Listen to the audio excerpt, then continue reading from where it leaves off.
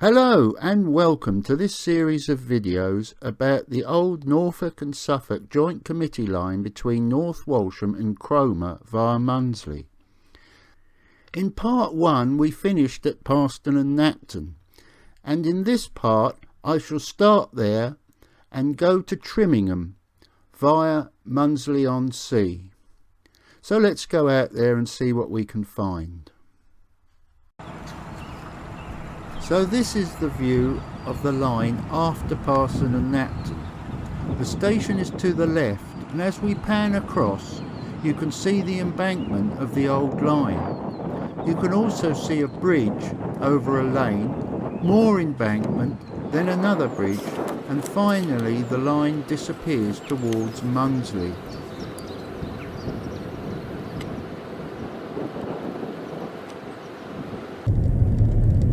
And this is the first bridge that we have just seen. This is number 351, a segmental masonry type. Still looking pretty good after all these years.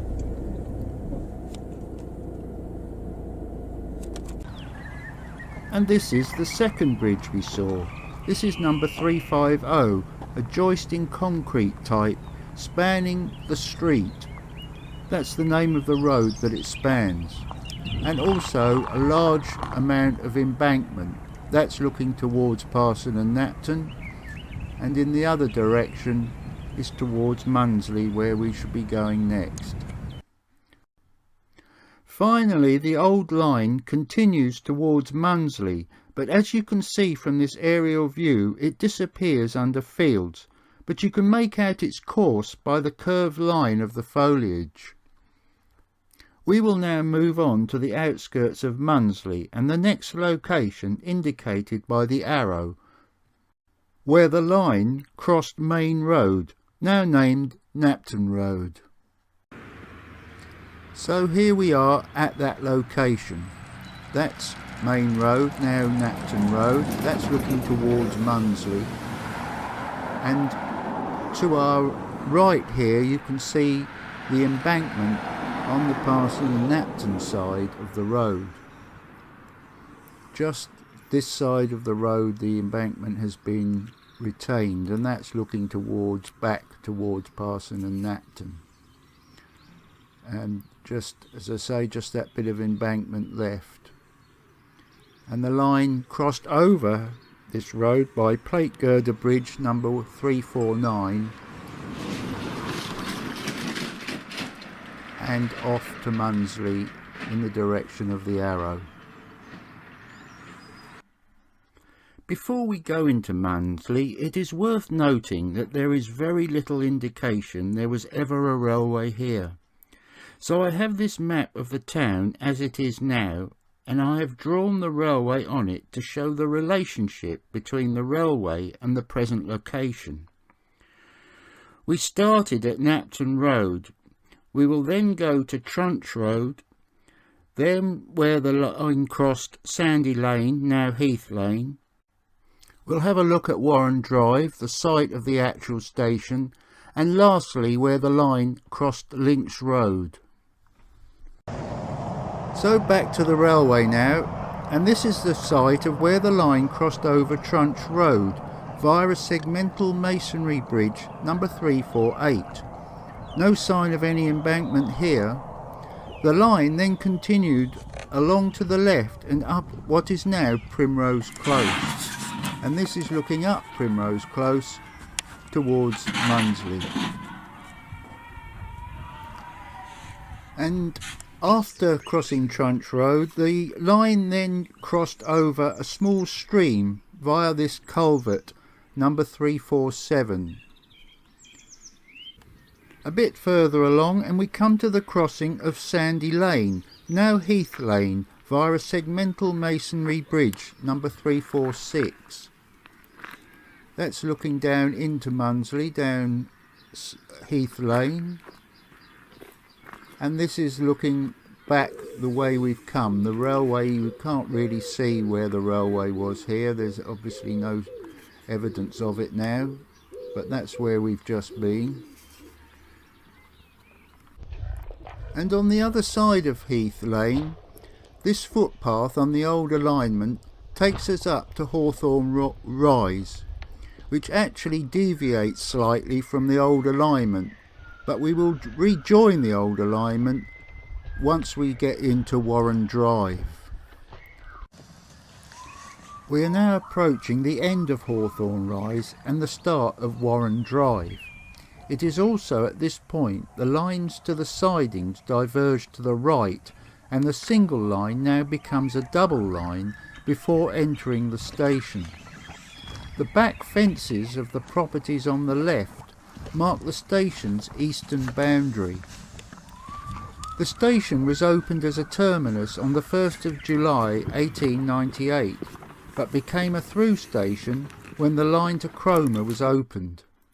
It consisted of 2 island platforms, 4 through lines and a bay platform at the North Walsham end. Footbridge number 345 connected the platforms. And now this is what we have in place. Warren Drive. A twisting little road of mainly bungalows from what I could see. And this is nearly to the end of Warren Drive, and we're looking at roughly where the station buildings would have been before Links Road. The station buildings were by Cornish and Gamer in red brick with concrete detailing and half-timbered gables, plus a fine clock tower and weather vane. There were also 2 signal boxes and an engine shed, plus a large water tower. And now we're looking at roughly where those station buildings were, over to the left more, I think. And on this bungalow at the corner of Warren Drive and Station Road is this clock in the gable end, which I believe is an original from the station buildings. And this is the Station Road sign. As a reminder, there was actually a station here. This is Links Road, and this road crossed over the northern end of the platforms. The bridge itself has disappeared now, but the road still rises up.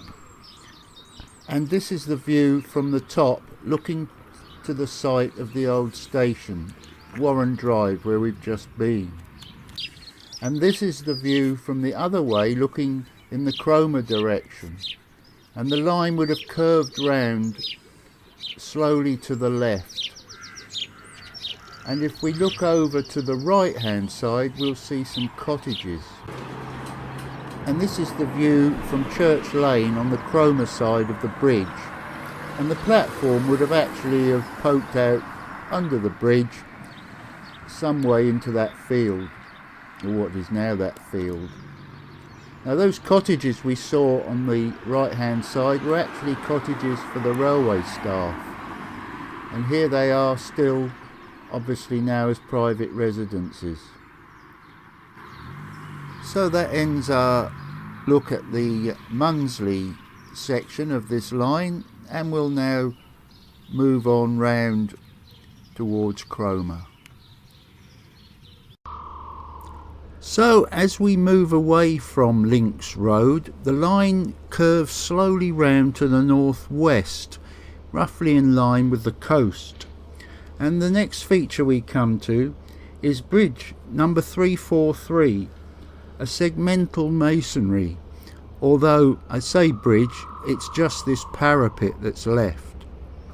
You remember this was actually an overbridge, but as you can see, on both sides, and we're looking towards Munsley first, it has been completely filled in up to the parapet, and that's the other side, the Cromer side.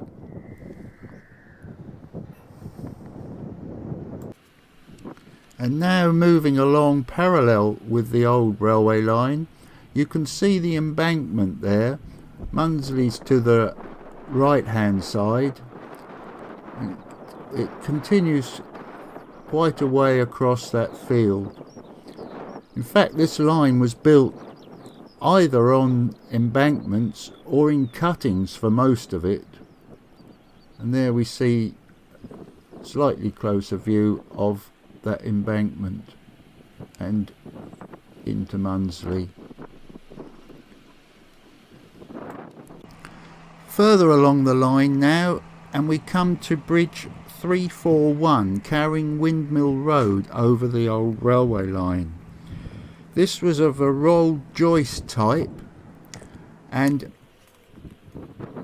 here we are looking over the parapet at the cutting towards Munsley. You can see completely overgrown, and in this shot we're looking towards Cromer. Again, a cutting there, completely filled in with trees and bushes all the way into the distance. Now, by driving up and down some narrow lanes, we come to the next feature, this embankment, which marks the position of bridge number 340, which you see in the distance there. Munsley is to the left there, direction we're looking at.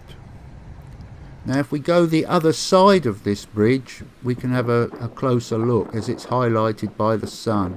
Fantastic brickwork, really well detailed. 3 arches, and even some old, what looks like cast iron hopper and some square downpipe. This is an amazing example of a typical skew bridge. The brickwork underneath there is a real work of art. Fantastic piece of engineering. Let's hope it stays there. So, after more narrow lanes, we come to bridge number 338, a segmental masonry. You can see the parapets here, but if you look at the other side, the land has been completely filled in up to the parapet. This was an overbridge, believe it or not.